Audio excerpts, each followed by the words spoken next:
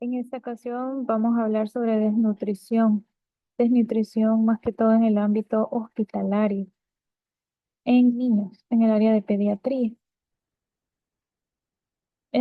Hablemos entonces de la desnutrición severa, que es la que se trata más que todo en hospitales nacionales. Entonces, las carencias alimentarias afectan gravemente el desarrollo personal, social y nacional en general. El problema es más evidente entre la población desfavorecida. Se calcula que la malnutrición afecta a 50,6 millones de niños de menos de 5 años en los países en desarrollo. Algunos padecen malnutrición grave y son ingresados, pero lamentablemente la tasa de mortalidad durante el tratamiento puede llegar de 30 a 50% en algunos hospitales. La desnutrición severa es una emergencia médica que requiere tratamiento urgente de la hipotermia, hipoglucemia y algunas infecciones. Ya vamos a ver más adelante esto detallado.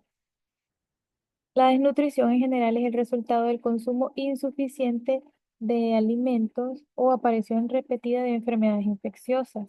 El cuerpo está gastando más energía de la que está consumiendo y existe una carencia de una o más vitaminas. La desnutrición implica tener un peso corporal menor a lo normal para la edad, tener una estructura inferior a la que corresponde en cuanto a la edad, que esto se diferencia en el crecimiento, estar peligrosamente delgado o presentar carencia de vitaminas y minerales a través de exámenes de laboratorio, también se puede identificar.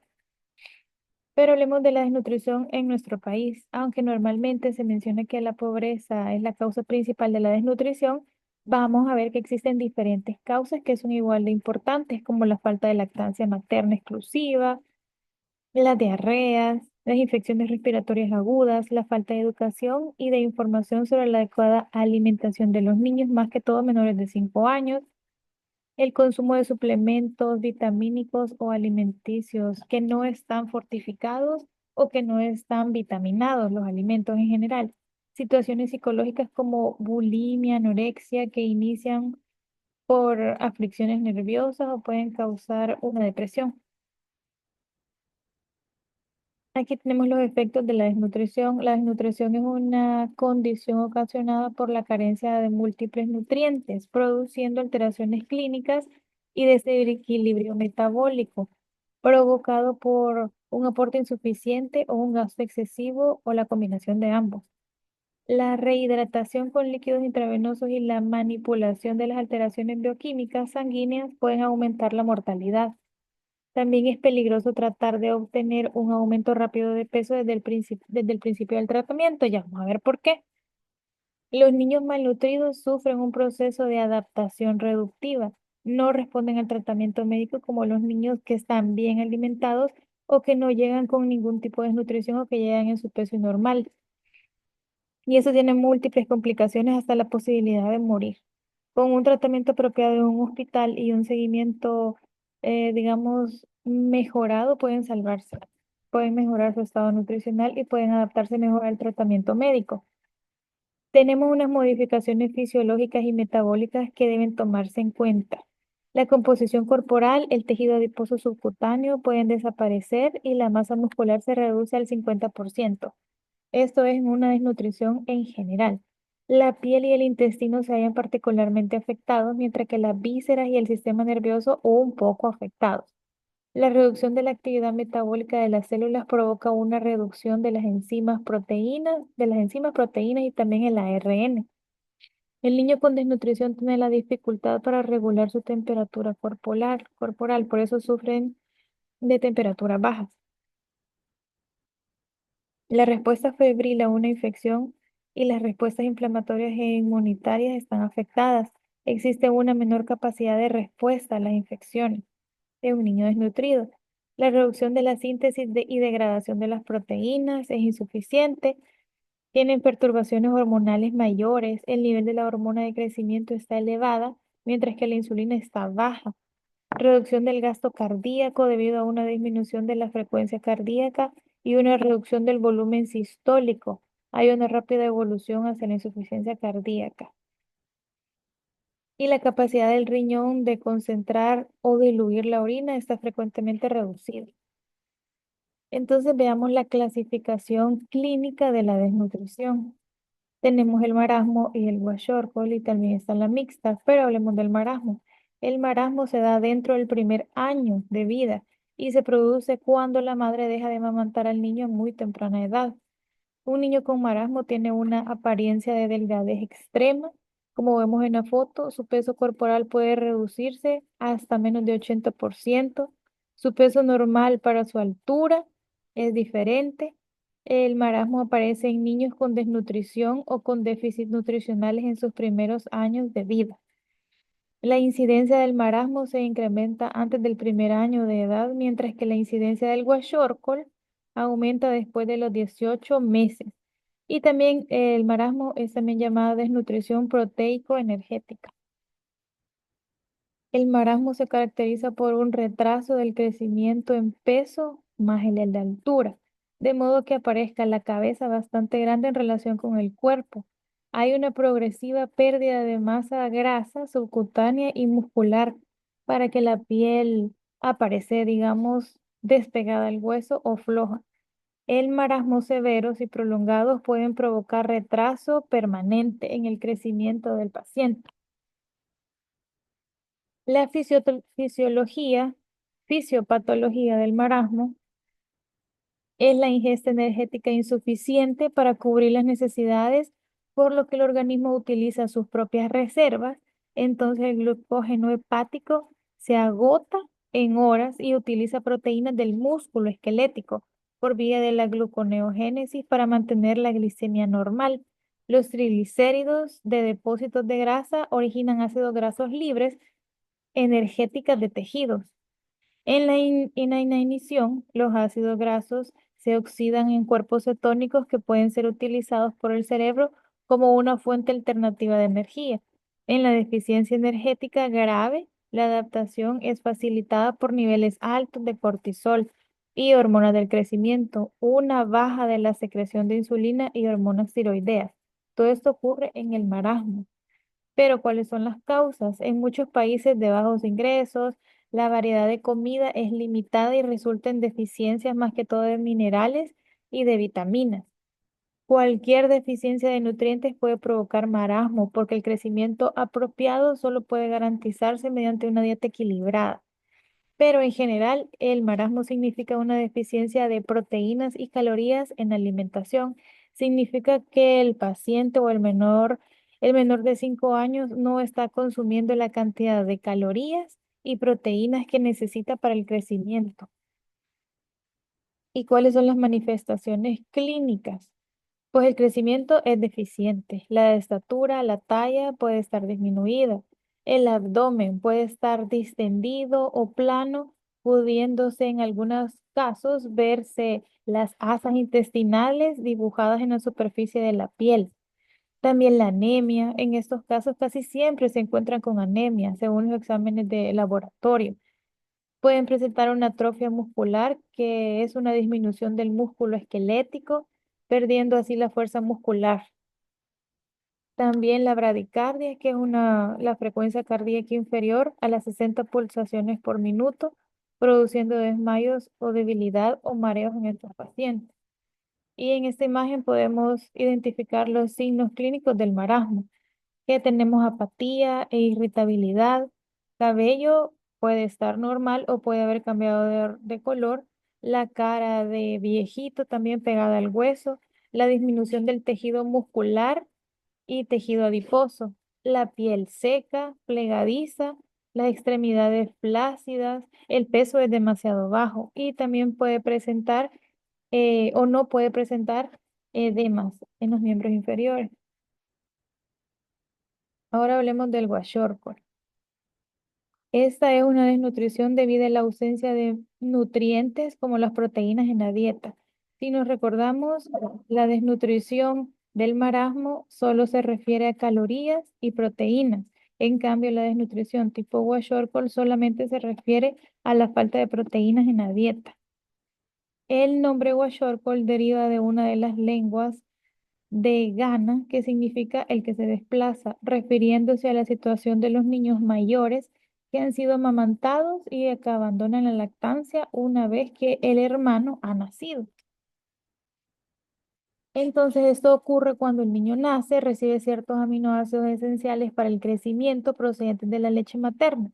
Cuando el niño es destetado, si la dieta que reemplaza la leche tiene un alto contenido de fécula, de maíz, en general carbohidratos, y es deficiente en proteínas, como es común en diferentes partes del mundo, donde el principal componente de la dieta consiste en almidones vegetales, o donde el hambre hace estragos.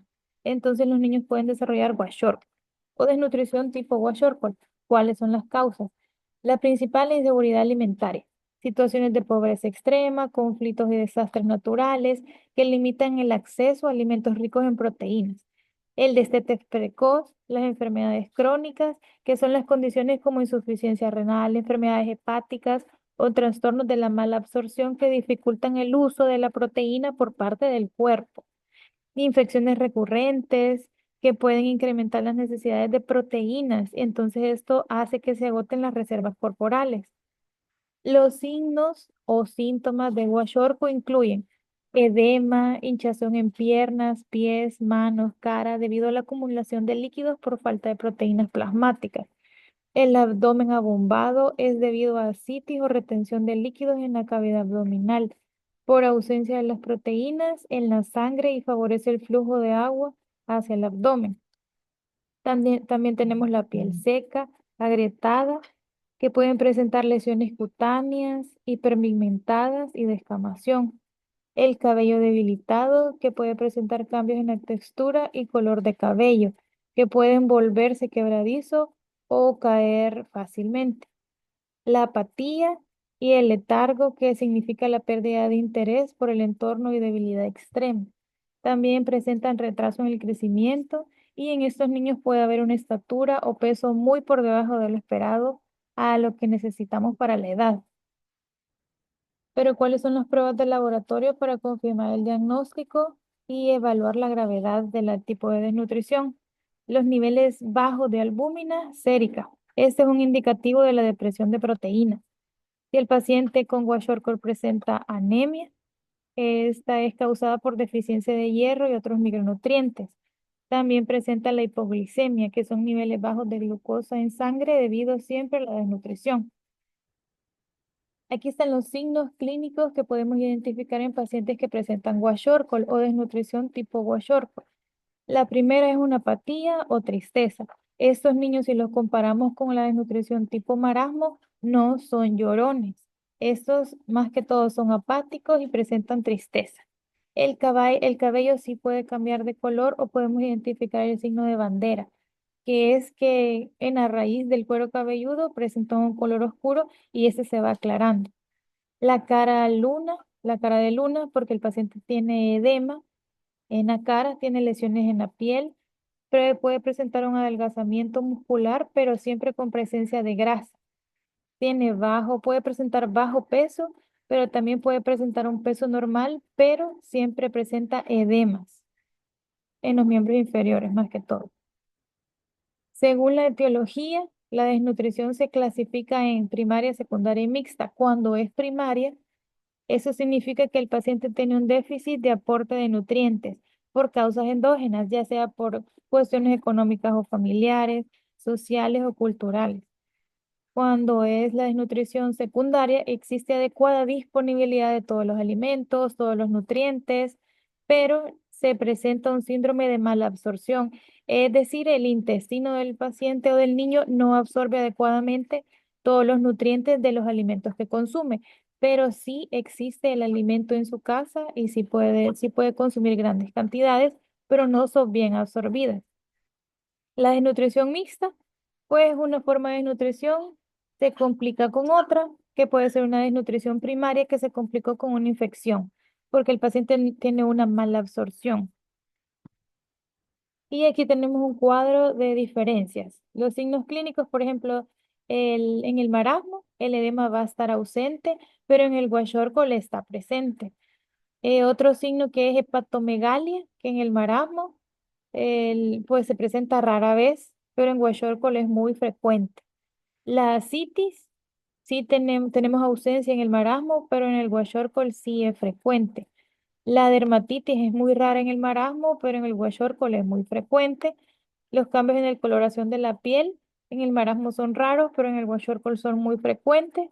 En los análisis de laboratorio, la función renal está afectada en ambos y la tolerancia a la glucosa en el marasmo está normal, pero en el kwashiorkor puede presentar hipoglicemia. Las características, edad de mayor prevalencia en el primer año de vida, el marasmo, y de 2 a 3 años de vida en el kwashiorkor. Aquí tenemos la foto en la que podemos identificar el tipo de desnutrición. Entonces recordemos que el marasmo presenta una desnutrición de proteínas y de calorías, es decir, la alimentación o los alimentos que está consumiendo son a base en general de carbohidratos. No consume, digamos, una adecuada cantidad de calorías en forma de carbohidratos y proteínas. Es falta de alimento. En cambio, en el kwashiorkor es la desnutrición solamente por proteínas. Sí consume carbohidratos adecuadamente, las calorías pueden estar las calorías de los alimentos sí las puede consumir, pero las proteínas o los alimentos que aportan proteínas de alto valor biológico no los consume o están disminuidos en cuanto a la edad y el requerimiento que necesita. Entonces hablemos del tratamiento nutricional. Para iniciar esta etapa, el paciente debe estar estable. Se debe evaluar la vía de la alimentación, ya sea si le vamos a aportar las calorías por vía oral o por una sonda nasogástrica o por la vía parenteral. Para realizar esta intervención nutricional, se debe contar con la historia dietética de la madre, ya que su análisis será de utilidad para identificar el tratamiento dietético intrahospitalario, así como para la adaptación de la dieta en el lugar donde reside. El Ministerio de Salud ha creado una tabla de referencia que son el día de tratamiento hospitalario, según el día de ingreso hospitalario, así va a ser el tratamiento que le vamos a dar nutricionalmente o el aporte de calorías que nosotros le vamos a brindar. Por ejemplo, si el paciente está del primer día al tercer día de hospitalización, las proteínas que debe de aportarse en la alimentación son de 1,5 gramos por kilogramo de peso.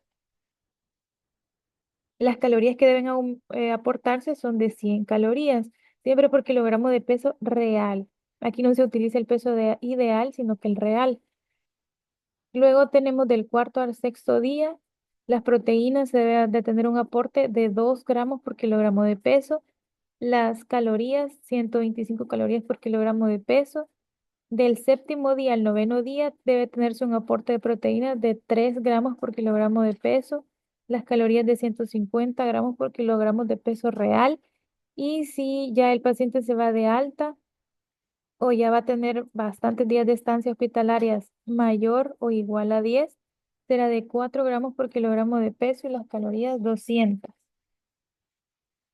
Entonces, en resumen, el tipo de dieta para el marasmo sería una dieta hipercalórica, hiperproteica, y para el kwashiorkor sería una dieta hiperproteica. Aquí tenemos un ejercicio.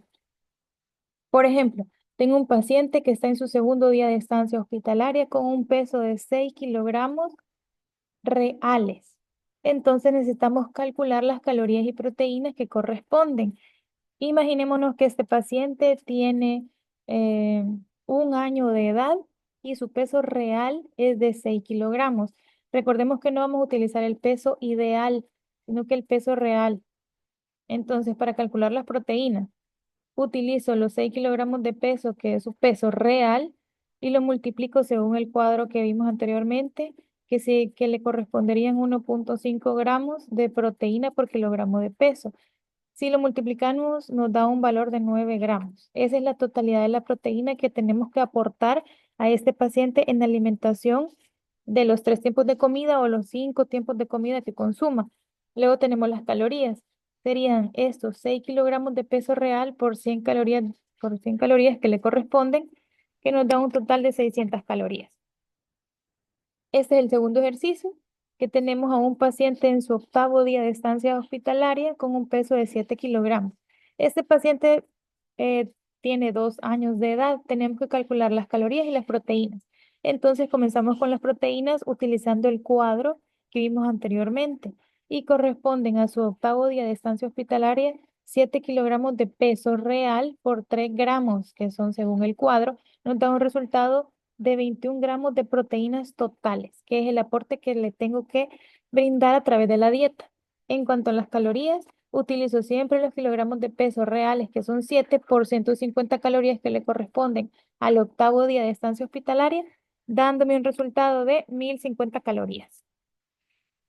Entonces, ¿por qué estamos repitiendo tantas veces que no debo aumentar eh, de una sola vez o no debo de aportar el 100% de la alimentación de una sola vez a un paciente desnutrido? Porque le puede causar un síndrome de realimentación y esto sí, digamos, trae consecuencias o puede tener una consecuencia más fatal para estos niños. Entonces, que el síndrome de realimentación es una complicación potencialmente grave que ocurre o puede ocurrir cuando se inicia la nutrición, ya sea por vía oral, enteral o parenteral, en pacientes con desnutrición severa que se inicia al 100%. Esta condición se caracteriza por alteraciones metabólicas, electrolíticas, que pueden poner en peligro la vida del paciente. Entonces, si nosotros hacemos un aporte del 100% de calorías a estos pacientes que están con desnutrición severa, sí podemos causar un síndrome de alimentación. Entonces, este causaría un conjunto de alteraciones metabólicas agudas que se presentan tras la reintroducción rápida de nutrientes, especialmente carbohidratos, en un organismo previamente desnutrido. La fisiopatología o qué es lo que sucede, que durante el estado de inanición que ya tenemos a este paciente, que el paciente probablemente no quiere comer, que está desnutrido severo, que digamos casi que no puede, casi que no llora o que se encuentra depletado, el organismo se adapta utilizando reservas energéticas alternativas, manteniendo los niveles bajos de insulina y altos de glucagón. La reintroducción rápida de estos carbohidratos estimula la secreción de insulina, que a su vez promueve la captación celular de fósforo, potasio y magnesio. Estos hay que tenerlos en cuenta porque son los principales electrolitos que se van a manifestar, digamos, sus fluctuaciones en los exámenes de laboratorio: fósforo, potasio y magnesio. Esta abrupta disminución de electrolitos en la circulación puede ocasionar disfunciones en procesos celulares críticos, comprometiendo la función cardíaca, neuromuscular y respiratoria. Además, el incremento súbito de la insulina favorece la retención de sodio y agua, la que puede contribuir a la aparición de edema. Imagínense si un niño washer pues ya está edematizado y nosotros hacemos un aporte del 100% de calorías en este paciente, pues va a tener una aparición de mayor edema. Entonces, durante el estado de desnutrición, el cuerpo se adapta a un metabolismo bajo, de un bajo consumo energético. Este niño que llega por desnutrición, él ya se adaptó a un bajo consumo energético, utilizando principalmente las grasas y las proteínas como fuente de energía. Entonces, eso significa que el niño está utilizando el músculo como fuente de energía también. Por eso es que no crece de estatura. Y cuando se reintroducen los carbohidratos en un 100%, aumenta la liberación de insulina. Se estimula la entrada de glucosa, fósforo, potasio y magnesio a las células. Y esto provoca una disminución rápida de los electrolitos en sangre. Además, la retención de líquidos y alteraciones cardiovasculares. Pero las principales complicaciones entonces, que tenemos una hipofosfatemia, la más característica, la característica más peligrosa, que tenemos fósforo bajo, la hipocalemia y la hipomagnesemia. Esos son los principales. También tenemos, por el niño, el paciente puede presentar déficit de vitamina B1 y también una retención de sodio y agua. Esas son las principales complicaciones en el síndrome de realimentación. Bueno, eso sería todo. Espero que ustedes puedan practicar una vez más los los ejemplos que tienen aquí.